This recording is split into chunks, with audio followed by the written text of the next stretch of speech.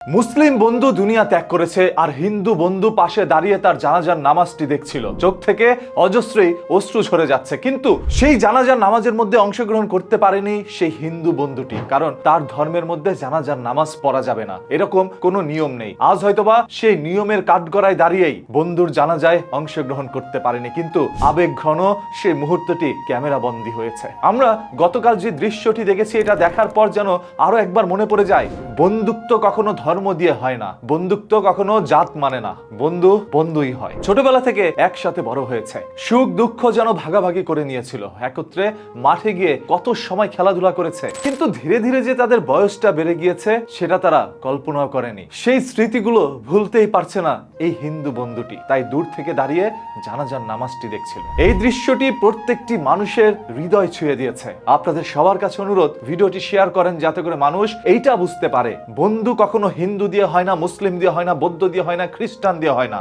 বন্ধু হয় ত্যাগে, স্যাক্রিফাইসে। হয়তোবা তাদের জীবনে এমন কিছু মুহূর্ত রয়েছে যেই মুহূর্তগুলো ভোলার মতো নয়। আজ মৃত্যুবরণ করেছে মুসলিম বন্ধুটি, সে পরকালে চলে গিয়েছে, অপেক্ষার প্রহর গুনছে কখন বন্ধুর জন্য সেও পরকালে চলে যাবে। সে আর বাঁচতেও চায় না, আল্লাহ তাআলার কাছে বারবার প্রার্থনা করছে, আল্লাহ তুমি আমাকেও নিয়ে যাও, আমার বন্ধুকে যেখানে রেখেছো আমাকেও সেখানে রাখো। কিন্তু এই ধর্মের বেড়াজালে পড়ে আজ তারা এতটা দূরত্বে দাঁড়িয়ে আছে, বন্ধুকে শেষবারের মতো দেখতে আসতেও পারছে না। ওইখানে শত শত মানুষ তার জানাজার নামাজে অংশগ্রহণ করেছে, অথচ ছোটবেলা থেকে যে বন্ধুটি তার সাথে বড় হয়ে উঠেছিল সে তার জানাজার নামাজে অংশগ্রহণ করতে পারেনি। মনের মধ্যে অনেক আফসোস, হতাশা নিয়ে দূর থেকে দাঁড়িয়ে সবকিছু দেখছিল। এমন একটি ঘটনা ঘটে গিয়েছে চাঁদপুরে। আমাদের বাংলাদেশে এরকম অহরহর ঘটনা ঘটছে, যেখানে হিন্দু বন্ধু দুনিয়া ত্যাগ করার পর মুসলিম বন্ধুটি দূর থেকে তাকিয়ে দেখছিল, তার চিতার সামনে আসতে পারছিল না। সেরকম ভাবে যখন একজন মুসলিম দুনিয়া ত্যাগ করে, পরবর্তীতে তার জানাজার নামাজ অনুষ্ঠিত হয়, যে জানাজার নামাজের মধ্যে